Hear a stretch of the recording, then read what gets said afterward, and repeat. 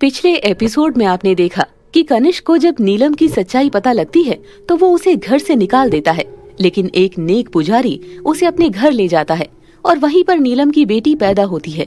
उसका नाम आरती रखा जाता है, लेकिन नीलम की मौत हो जाती है। बाद में कनिष्क को नीलम की कमी खलने लगी थी और वो उसे हर जगह ढूंढता है और वो बहुत गरीब भी हो गया था। अब आगे 20 साल बाद सुबह 4 बजे पुजारी उठकर अपने घर के बाहर एक पेड़ के पास जाता है और हाथ जोड़कर कहता है, आज सोमवार है, आज हमारे बात करने का दिन है, कहाँ हो बेटी? तभी पेड़ के आगे नीलम की आत्मा प्रकट हो जाती है। प्रणाम पुजारी जी, यही हूँ मैं।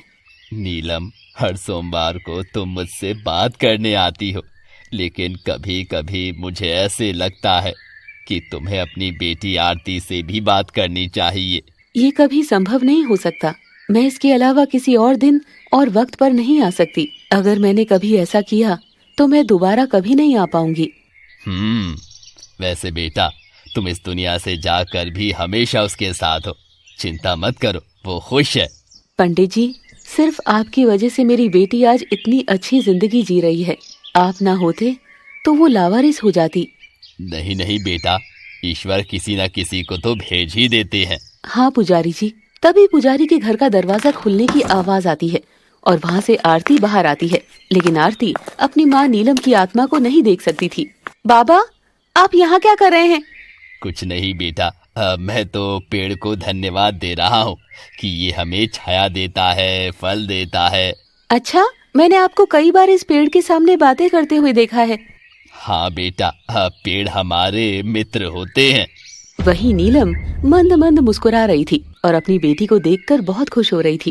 कितनी प्यारी है मेरी बेटी, लेकिन कितना अच्छा होता अगर मैं इससे बात कर पाती। क्या हुआ बाबा, क्या सोचने लग गए? कुछ नहीं बेटा, तुम आज इतनी जल्दी कैसे उठ गईं? बस मेरी नींद खुल गई। आज आपके साथ मंदिर खोलने मैं भी जाऊंगी। हाँ, चलो बेटा। हर सोमवार को नीलम की आत्मा पुजारी से बात करने आती थी और अपनी बेटी का हालचाल जानती थी। कुछ देर में आरती और पुजारी मंदिर पहुंच जाते हैं और आरती जैसे दरवाजा खोलती है, सामने शिवलिंग पर 2 सांप बैठे थे। अरे, ये यहाँ क्या कर रहे हैं? लगता है रात भर यहीं सोए हैं। बाबा देखो, यहाँ 2 सांप बैठे हैं। ओहो, ये फिर से आ गए। बेटा डर मत, तू साइड हो जा, ये अपने आप चले जाएंगे। लेकिन बाबा, मुझे तो सांपों से बिल्कुल भी डर नहीं लगता। अच्छा, डर तो मुझे भी नहीं लगता, लेकिन दूर रहे थोड़ा। कुछ नहीं होता बाबा। आरती उन सांपों के पास जाकर उन्हें अपने हाथ में उठा लेती है। ये देखकर पुजारी हैरान रह जाता है। ये क्या कर रही है बेटा? तुमने सांपों को क्यों उठा लिया? देखो ना बाबा, ये तो कुछ भी नहीं कह रहे हैं।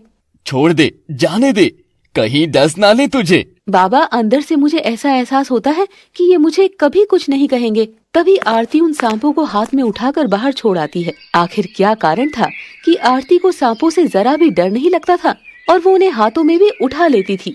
थोड़ी देर बाद वो दोनों घर आ जाते